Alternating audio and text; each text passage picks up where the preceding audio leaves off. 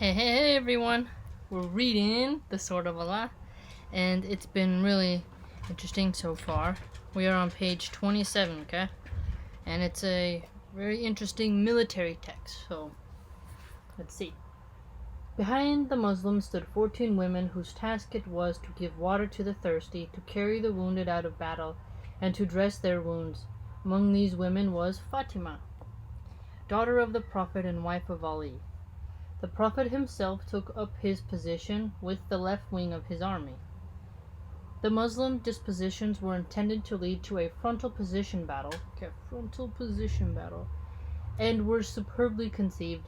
They gave the Muslims the benefit of fully exploiting their own sources of strength, courage, and fighting skill.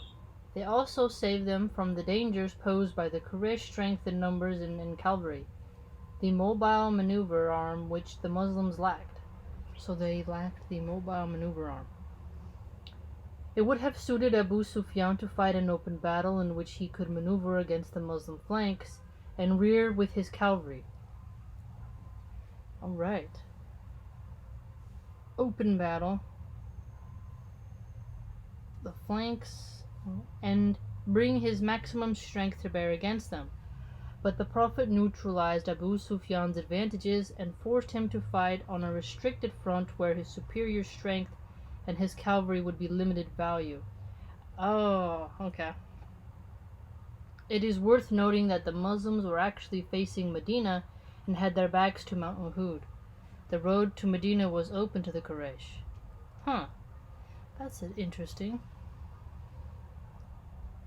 Now, if the mount is behind them, then it makes it much more harder for their rear to get exposed, right? Yeah. Because they can't get to the rear with the cavalry. Yeah, so the flanks are protected. Okay, yes, exactly, yes. Now, the Quraysh moved up. They established a battle camp a mile south of the spur, and from here Abu Sufyan led his army forward and formed it in a battle array facing the Muslims. He organized it into a main body of infantry in the center with the two mobile wings. Okay. Main body of infantry, two wings. On the right was Khalid and on the left Ikramah, each with a cavalry squadron 100 strong. Wow, cavalry squadron 100 strong. Amr bin Alas was appointed in the overall charge of the cavalry, but his task was mainly that of coordination. Abu Sufyan placed 100 archers ahead of his front rank for the initial engagement. The Quraysh banner was carried by Talha bin Abi Talha, one of the survivors of Badr. Thus the Quraysh deployed with their back to Medina, facing the Muslims and facing Mount Uhud. Oh, okay. Yeah, alright. In fact, they stood between the Muslim army and its base at Medina. For the dispositions of the two armies, see map 1. Oh, look! Nice. Alright. What a great addition into the book. Just behind the Quraysh main body stood their women before the battle was joined. These women, led by Hind, marched back and forth in front of the Quraysh, reminding them of those who had fallen at Badr. Ah, that's kind of cool. Like that pep talk. I wonder, that would be cool to be there. Like if you could go back in time and hear it, that would be really cool to listen to. Remind them of those who had fallen at Badr. Thereafter, just before the women withdrew to their position in the rear of the army, the clear, strong voice of Hind rose as she sang, "O you sons of Abu Dar, defenders of our homes, we are the daughters of the night. We move among the cushions. If you advance, we will embrace you. If you retreat, we will forsake you, with a loveless separation." Oh, look at that line. If you advance, we'll embrace you. But if you don't, like a loveless separation, just indifferent, just cold cut. It was the morning of Saturday, March 22nd, 625, 7th of Shawwal, 3 al-Hijri, exactly a year and a week after Badr. The armies faced each other in orderly ranks, 700 Muslims against 3,000 unbelievers. Again, I think I said this last time. That's like the Battle of Sparta, man. This was the first time that Abu Sufyan had commanded in the field against the Prophet, but he had able lieutenants and felt certain of victory. Yeah, your lieutenants are very important, right? The Muslims repeated to themselves the Quranic words, "Sufficient for us is Allah, and what a good protector He is," and they awaited the decision of Allah.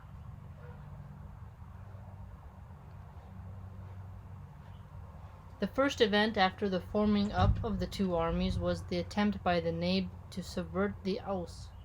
This man stepped forward ahead of the front rank of the Quraysh, along with his 50 followers and a large number of the slaves of the Quraysh.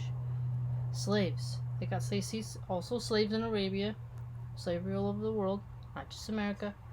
He faced the Aus and called, "O people of Aus, I am Abu Amir, you know me."